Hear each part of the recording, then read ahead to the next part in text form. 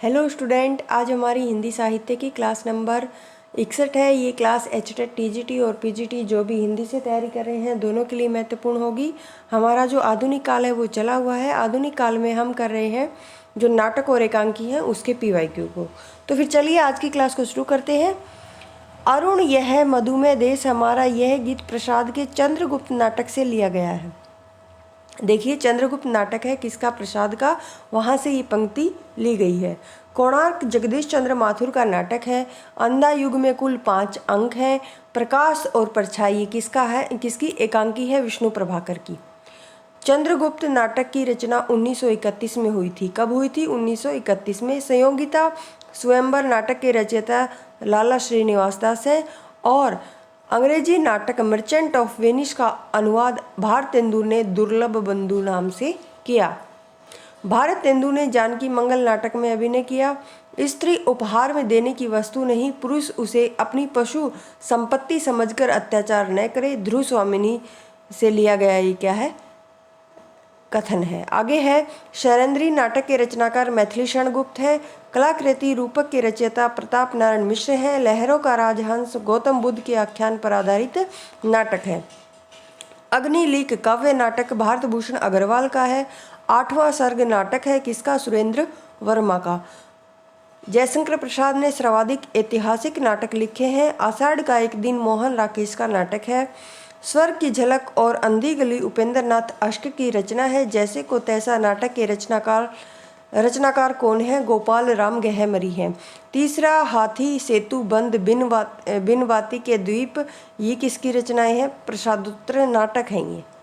कौन कौन से? तीसरा हाथी, सेतुबंद और बिनवाती के द्वीप, ये प्रसादोत्तर नाटक हैं। नाटक के संबंध में सही कथन। नाटक में नाटककार के समक्ष समय का बंधन होता है। नाटक में कुछ विशेष घटना को ही क्या है? प्रदर्शित किया जाता है। नाटक के संवाद सरल और गत्यात्मक होने चाहिए। लिखित रूप में नाटक एक आयामी होता है। मंचन में वही क्या है? बहुआयामी होता है। जब लिखा जाता है तो एक आयामी होता है और जब उसका मंचन किया जाता है तब क्या हो जाता है? वो बहुआयामी हो जाता है। आगे है, अंधा युग से संबंधित सही कथन। पौराणिक आख्यान द्वारा आधुनिक युग की कुंठा अनास्था अंकित की गई है। व्यक्ति स्नेह और स्वार्थ का क्या है? शासन अंधेपन का परिचय देता है। युद्ध की अंतिम परिणति क्या है? पूरी मानवता को ध्वस्त कर देती है। नदी प्यासी थी ये किसकी है? धर्मवीर भारती का नाटक है। अंजो दीदी उपेंद्र नाथ अश्क का नाटक है। रति का कंगन सुरेंद्र वर्मा का नाटक है। आगे देखिए, मोहन राकेश के अपूर्ण नाटक है कौन सा? पैर तले जमीन, और इसको कमलेश्वर ने पूरा किया था। राम कुमार वर्मा ने अतीत गौरव को प्रस्तुत करते हुए राष्ट्रीयता और देश प्रेम की भावना जगाने का प्रयास किया। स्कंदगुप्त में जो धातु सेन है उस पर अनंत देवी के क्रोध होने का कारण क्या है?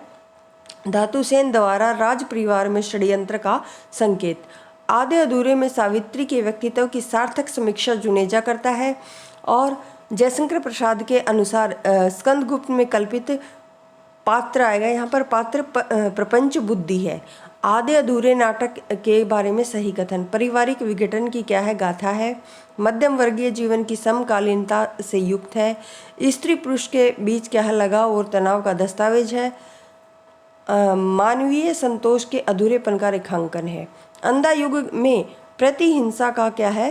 प्रतीक पात्र कौन है? ये है अश्वत्थामा। मिट्टी के लौंदे, सब के सब मिट्टी के लौंदे, ये आधे अधूरे नाटक में छोटी सी लड़की का क्या है? कथन है। स्कंदगुप्त में कवि कालिदास का नाम क्या है? मातृगुप्त है। भोर का तारा एकांकी क्या है? जगदीश चंद्र माथुर की एकांकी है। भोर का तारा किसकी? जगदीश चंद्र माथुर की। अजात शत्रु का प्रकाशन कब हुआ था? 1922 में हुआ था। भारतेंदु हरिश्चंद्र ने अपने नाटक विशेष्य विस्मोत्सव में बड़ौदा के क्या है? राज परिवार का वर्णन किया है। अंधा युग नाटक की समस्या युद्ध और उसके बाद की है। विद्या सुंदर भारतेंदु का अनुदित नाटक है। हानुष क्या है? किसकी? भीष्म साहनी का नाटक है। पृथ्वीराज की आंखें रामकुमार वर्मा की रचना है। नारी जागरण की महाकाव्यात्मक नाटक ध्रुव स्वामिनी है। नारी जागरण का वैदिकी हिंसा हिंसा ने भवती 1873, चंद्रावली 1876, भारत दुर्दशा 1880 और नील देवी 1881। भारत तेंदुकालीन नाटकों की रचना का मूल उद्देश्य मनोरंजन के साथ साथ मानस को जागृत करना है और प्राचीन संस्कृति के प्रति क्या है, जगाना है। सत्य, न्याय, उदारता आदि मानव मूल्यों के प्रति क्या है, आस्था उत्पन्न करना है। धर्मवीर भारती का अंधा युग एक गीति नाट्य है, मोस्ट इम्पोर्टेंट है, जिसमें महाभारत के अंतिम का या ध्यान रखना, अंतिम दिन को क्या है, आधार बनाया गया है और इसमें समकालीन समस्याओं को रचनात्मक स्तर पर उठाया गया है। इसमें ईश्वर की मृत्यु हो जाती है और उसका स्थान व्यक्ति का क्या है, उत्तरदायित्व ले लेता है। देवयानी रमेश बख्शी का नाटक है। 3 कैदे मृदुला गर्ग का नाटक है, इम्पोर्टेंट है। प्रसाद प्रथम नाटककार हैं जिन्होंने अपने पात्रों को स्वतंत्र व्यक्तित्व क्या है, प्रदान किया है। प्रसाद के सभी पत्रों में गत्यात्मकता है, परिवर्तन की आकांक्षा है और नाटकों के माध्यम से प्रसाद ने सांस्कृतिक पुनरुत्थान का प्रयास किया है। ध्रुव स्वामिनी नारी अधिकार की क्या है, आवाज़ बुलंद करती है। काव्यात्मकता प्रसाद के नाटकों की क्या है, बहुत बड़ी विशेषता है।